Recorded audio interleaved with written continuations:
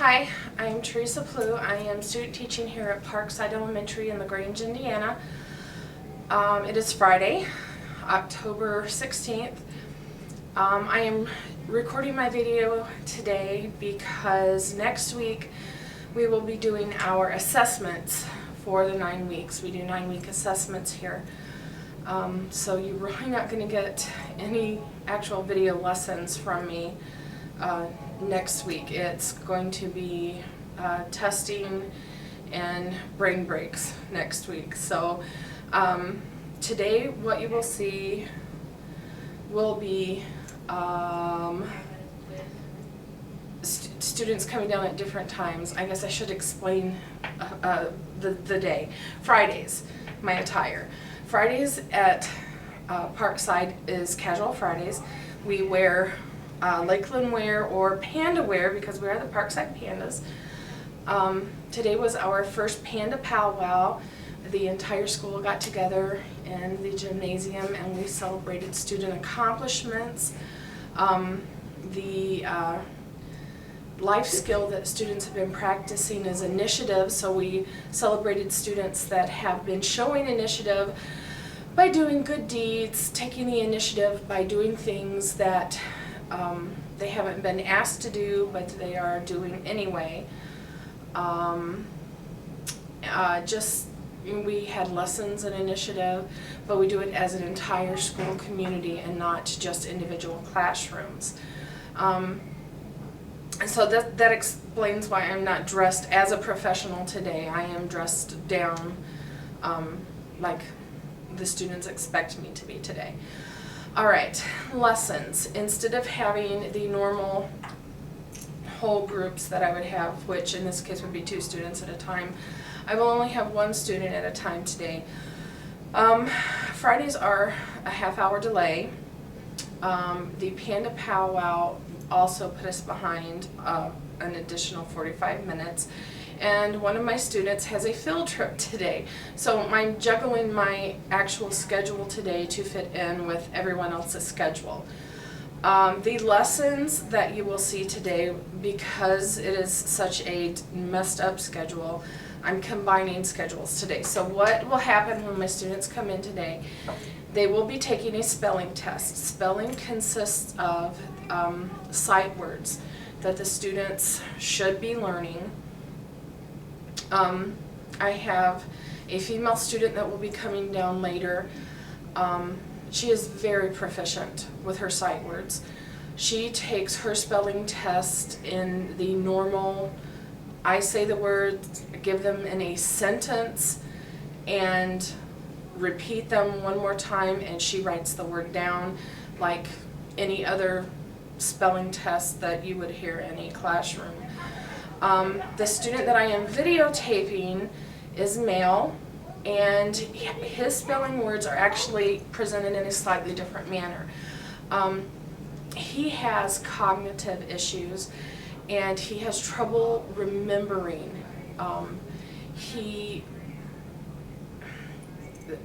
best way that I know how to explain this right now without getting into specifics with the student is one of his spelling words is my. And for this student to have to tell you how to spell my,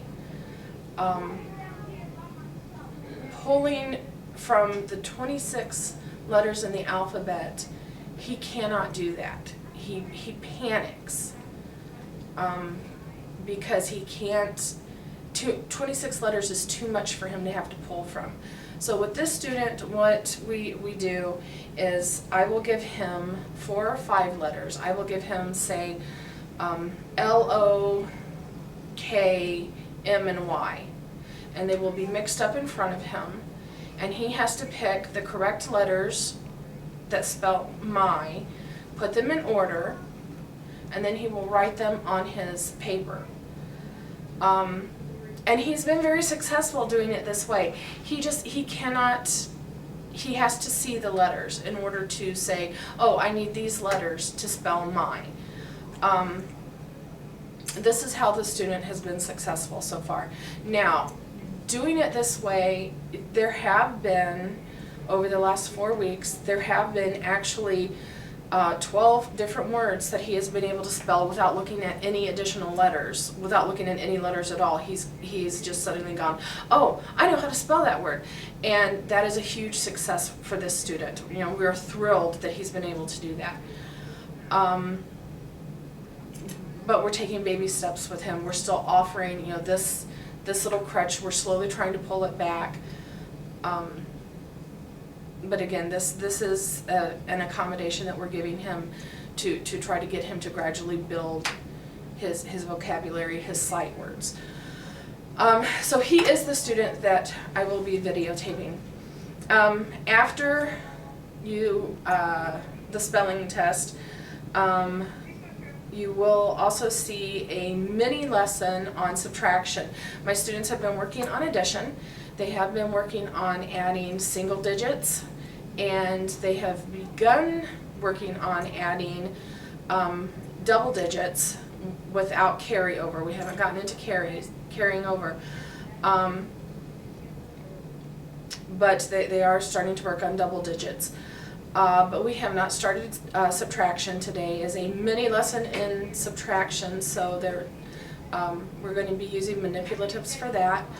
And we'll do a few on a worksheet using manipulatives, and then I will have the student work on his Fast Facts folder. Fast Facts folder is addition, problems.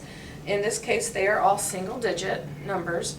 The students have a choice in this. They can use their hundreds chart to help them with the addition.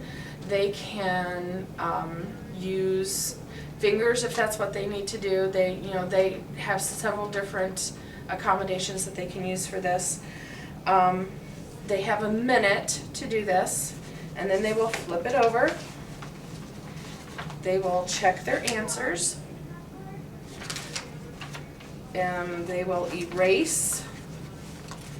Once they see how many they got right, they will erase the answers off of the plastic. They will write them in dry erase markers. I should have stated that. And then I'll set the timer again for 1 minute. This time, after they complete a minute's worth of work, check their answers, they will track how many they got right, and they will chart it over here. And we're practicing a couple different skills. We're practicing their addition skills. We're also practicing their graphing or running data skills, which is something that we're building on that because that's something that they'll need to be able to do later on for other math skills. I think that is it for right now. I'm going to stop this video right now. When I start it again, you will see me working with my male student. He is first grade. And it will just be the one student and I because of the schedule today. All right, I will see you in a few minutes.